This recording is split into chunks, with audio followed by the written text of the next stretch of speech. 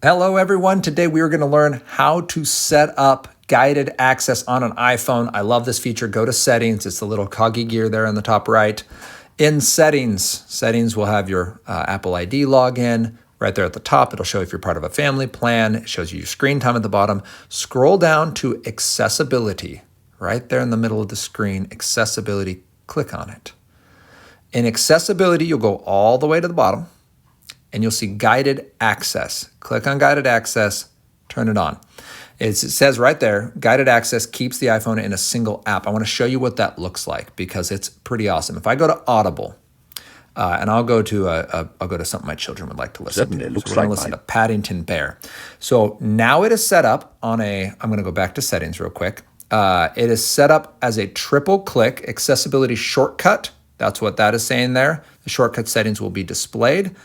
If I triple click my power button, it says, what do you want to do, guided access or colored filters? I'll show you color filters after this in a different video, but guided access. It now is going to let me set up what I want, and I'll show you this. I'll get rid of all those. So you can draw a shape on here, and then everything that covers cannot be selected now. So when I give this to my 4-year-old, I set this up. As you see, I almost did that one. If you don't do a perfect rectangle, it will give you like a parabola. It's not super helpful. But you can set these up. Can I get away with it? I can't. Rats. You can set these up so that all of these spaces are unclickable. One more. There we go. All right, so I'm going to go here. I'm going to go here.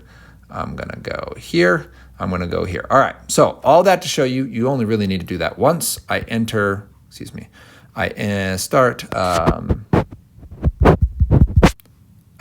code so that my children can't deactivate it. And now you can click play, you can click stop, but you can't click forward, backward. You can't leave this screen. I'm trying to swipe up and swipe down right now. And if I were to power off, it would simply power off. And then when you turn back on, it would just have the lock screen and the whole phone would be locked. But I love this. So if your child wanted to do something like Duolingo, if your child wanted to do any other activity, you would be able to lock it in place. You don't have to use this, by the way. You don't have to use the really intense like screen block. That just shows what I do with Hadley.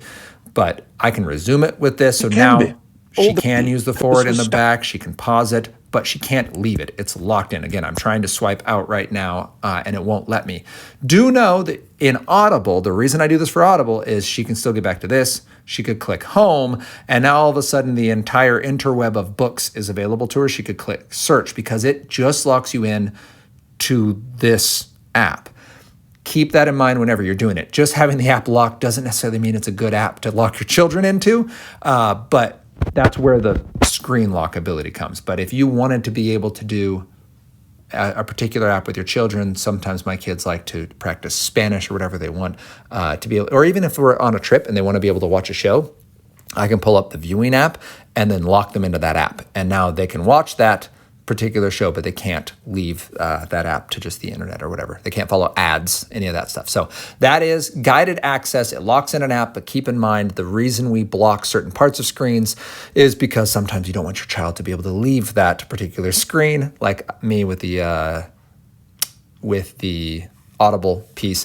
And one note, someone might ask, well, why don't you just lock the phone and then let it play through? You can. I found that one of my children gets onto my camera and I find lots of pictures of stuffies. So I find that the best way to handle it, but you can do it however you would like. So that's guided access. It's a cool tool here on the iPhone.